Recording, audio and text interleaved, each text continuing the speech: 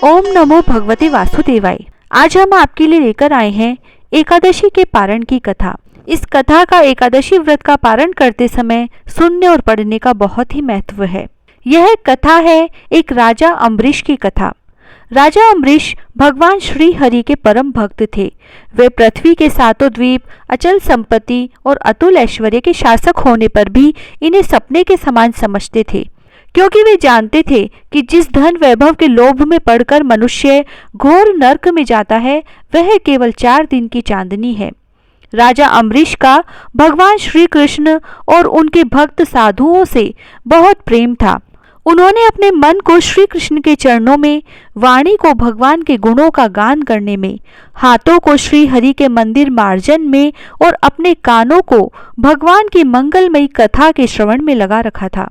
उन्होंने अपने नेत्रों को श्री हरि के विग्रह व मंदिरों के दर्शन में और नासिका को उनके चरण कमलों पर चढ़ी तुलसी की दिव्य गंध में और अपनी जीवा को भगवान के प्रति अर्पित नैवेद्य प्रसाद में संलग्न कर दिया था। और राजा अम्बरीश के पैर भगवान के क्षेत्र आदि की पैदल यात्रा करने में ही लगे रहते थे। वे सिर से भगवान श्री कृष्ण के चरण कमलों की वंदना किया करते थे। इस प्रकार उन्होंने अपने सारे कर्म यज्ञ पुरुष इंद्रियां भगवान के प्रति उन्हें सर्वात्मा एवं सर्व रूप समझकर समर्पित कर दिए थे। और भगवत भक्त ब्राह्मणों की आज्ञा के अनुसार वे इस पृथ्वी का शासन करते थे। उन्होंने बड़ी बड़ी दक्षिणा वाले अनेकों अश्वमेघ यज्ञ करके यज्ञाधिपति भगवान की आराधना की थी। उनकी प्रजा महात्माओं के द्वारा गाए हुए भगवान के उत्तम चरित्रों का बहुत सम्मान करती थी। कभी वह उन्हें बड़े प्रेम से सुनती और कभी उनका गान करती। इस प्रकार उनके राज्य के मनुष्य देवताओं के अत्यंत प्यारे स्वर्ग की इच्छा नहीं करते। इसीलिए राजा अम्बरीश की अनन्य प्रेममयी भक्ति से प्रसन्न होकर भगवान ने उनकी रक्षा के लिए सुदर्शन चक्र को नियुक्त कर दिया था, जो विरोधियों को भयभीत करने वाला एवं भगवत भक्तों की रक्षा करने वाला है। एक बार उन्होंने अपनी पत्नी के साथ भगवान श्री कृष्ण की आराधना करने के लिए 1 वर्ष तक द्वादशी प्रधान एकादशी व्रत करने का नियम ग्रहण किया। व्रत की समाप्ति होने पर कार्तिक महीने में उन्होंने उसके उद्यापन के लिए 3 रात का उपवास किया और यमुना जी में स्नान करके भगवान श्री कृष्ण की पूजा की। और उसके बाद पहले ब्राह्मणों को स्वादिष्ट और अत्यंत गुणकारी भोजन कराकर उन लोगों के घर 60 करोड़ गायें सुसज्जित करके भेज दी। जब ब्राह्मणों को सब कुछ मिल चुका, तब राजा ने उन लोगों से आज्ञा लेकर व्रत का पारण करने की तैयारी की। उसी समय श्राप और वरदान देने में समर्थ स्वयं दुर्वासा जी भी उनके यहाँ अतिथि के रूप में पधारे। राजा अम्बरीश उन्हें देखते ही उठकर खड़े हो गए और आसन देकर बैठाया और विविध सामग्रियों से उनके चरणों में प्रणाम करके भोजन के लिए प्रार्थना की। दुर्वासा जी ने राजा अम्बरीश की प्रार्थना स्वीकार कर ली और इसके बाद आवश्यक कर्मों से निवृत्त होने के लिए वे नदी तट पर चले गए। वे ब्रह्मा का ध्यान करते हुए यमुना के पवित्र जल में स्नान करने लगे। इधर द्वादशी केवल घड़ी भर की शेष रह गई थी। थोड़ी ही देर में त्रयोदशी तिथि होने वाली थी और पारण प्रदोष लगने से पहले द्वादशी तिथि में ही करना होता है। दुर्वासा ऋषि को ये बात पता थी, फिर भी वो लेट हो रहे थे। तब अम्बरीश ने धर्म संकट में पड़कर ब्राह्मणों के साथ परामर्श किया। उन्होंने कहा, ब्राह्मण देवताओं, ब्राह्मण को या अतिथि को बिना भोजन कराए स्वयं खा लेना और द्वादशी रहते पारण न करना दोनों ही दोष है। इसीलिए इस समय जैसा करने से मेरी भलाई हो और मुझे पाप न लगे, ऐसा काम करना चाहिए। तब ब्राह्मणों ने विचार करके ऐसा कहा कि श्रुतियों में ऐसा कहा गया है कि जल पी लेना भोजन करना भी है और नहीं भी करना है। इसीलिए इस समय केवल जल से पारण कर लेना चाहिए। तो हे राजन, अगर आप ठाकुर जी के चरणामृत का ग्रहण कर लेंगे तो आतिथ्य का अपमान भी नहीं होगा और आपके पारण की प्रक्रिया भी पूरी हो जाएगी। तब राजा अम्बरीश ने ऐसा निश्चय करके मन ही मन भगवान का चिंतन करते हुए चरणामृत ग्रहण कर लिया और फिर दुर्वासा जी के आने की बाट जोहने लगे। दुर्वासा जी आवश्यक कर्मों से निवृत्त होकर यमुना तट से लौट आए। जब राजा ने आगे बढ़कर उनका अभिनंदन किया, तब उन्होंने अनुमान से ही समझ लिया कि राजा ने पारण कर लिया है। उस समय दुर्वासा जी बहुत भूखे थे। वे क्रोध से थर थर कांपने लगे।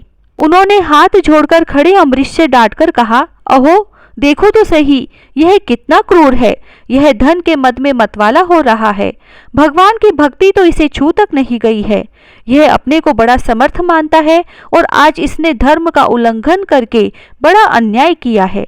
मैं इसका अतिथि होकर आया हूँ, किंतु फिर भी मुझे खिलाए बिना ही इसने खा लिया है। अच्छा देख, तुझे अभी इसका फल चखाता हूँ। यूं कहते कहते वे क्रोध से जल उठे और उन्होंने अपनी एक जटा उखाड़ी और उससे अम्बरीश को मार डालने के लिए एक राक्षसी यानी कृत्या उत्पन्न की। वह आग के समान जलती हुई हाथ में तलवार लेकर राजा अम्बरीश पर टूट पड़ी। लेकिन परम पुरुष परमात्मा ने अपने सेवक की रक्षा के लिए पहले से ही सुदर्शन चक्र को नियुक्त कर रखा था। जैसे आग क्रोध से गुर्राते हुए सांप को भस्म कर देती है, तो वैसे ही चक्र ने दुर्वासा जी की कृत्या को जलाकर ढेर कर दिया। जब दुर्वासा जी ने देखा कि मेरी बनाई हुई कृत्या तो जल रही है और चक्र मेरी ओर आ रहा है, तब वे भयभीत होकर अपने प्राण बचाने के लिए एकाएक भाग निकले और सोचने लगे कि जैसे ऊंची ऊंची लपटों वाला दावानल सांप के पीछे दौड़ता है, वैसे ही भगवान का चक्र तो मेरे पीछे लग गया है। तब दुर्वासा जी ने दिशा, आकाश, पृथ्वी, अतल, वितल आदि नीचे के लोक, समुद्र, लोकपाल और उनके द्वारा सुरक्षित लोक एवं स्वर्ग तक गए। परंतु जहां जहां वे गए, वहीं वहीं उन्होंने असहाय तेज वाले सुदर्शन चक्र को अपने पीछे लगा देखा।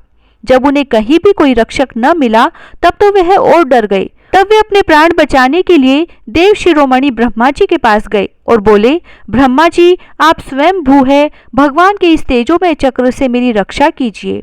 तब ब्रह्मा जी ने कहा, दुर्वासा जी, मैं, शंकर जी, दक्ष भृगु आदि प्रजापति, भूतेश्वर आदि सब जिनके बनाए नियमों में बंधे हैं तथा जिनकी आज्ञा शिरोधार्य करके हम लोग संसार का हित करते हैं, उनके भक्त के द्रोही को बचाने में हम समर्थ नहीं हैं।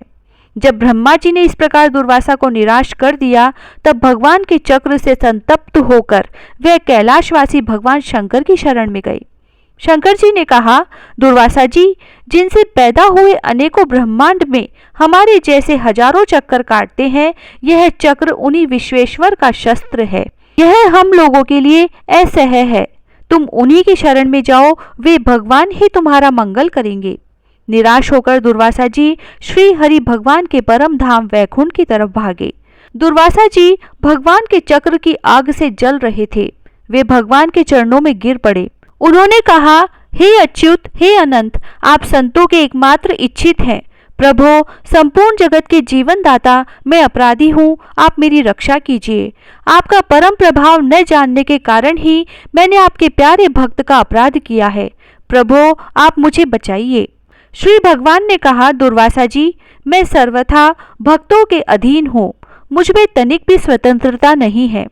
जो भक्त स्त्री, पुत्र, गृह, गुरुजन, प्राण, धन, इहलोक और परलोक सबको छोड़कर केवल मेरी शरण में आ गए हैं, उन्हें छोड़ने का संकल्प भी मैं कैसे कर सकता हूँ।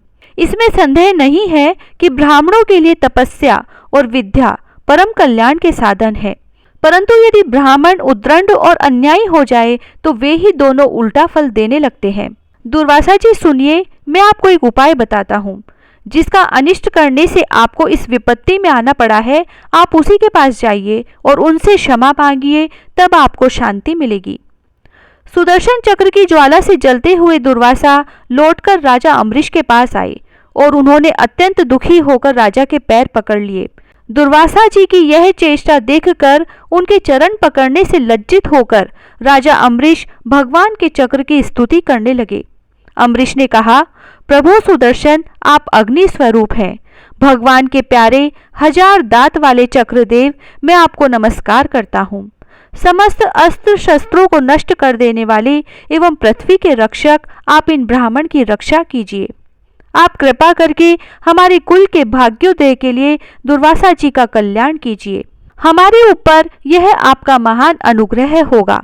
यदि मैंने कुछ भी दान किया हो, यज्ञ किया हो अथवा अपने धर्म का पालन किया हो, यदि हमारे वंश के लोग ब्राह्मणों को ही अपना आराध्य देव समझते रहे हों, तो दुर्वासा जी की जलन मिट जाए।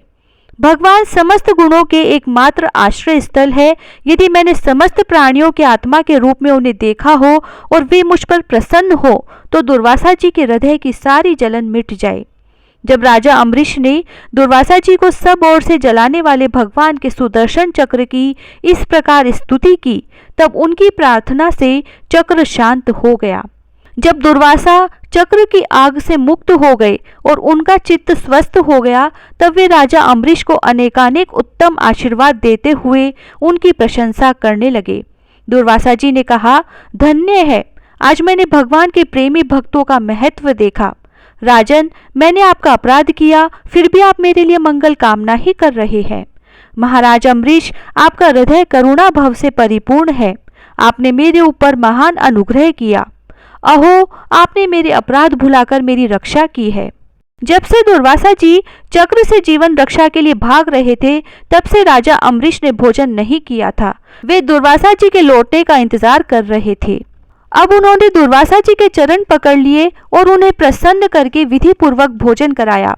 दुर्वासा जी ने बहुत ही संतुष्ट होकर राजा अम्बरीश के गुणों की प्रशंसा की और उसके बाद उनसे अनुमति लेकर आकाश मार्ग से प्रस्थान किया। जब सुदर्शन चक्र से भयभीत होकर दुर्वासा जी भाग रहे थे, तब से लेकर उनके लौटने तक 1 वर्ष का समय बीत गया था।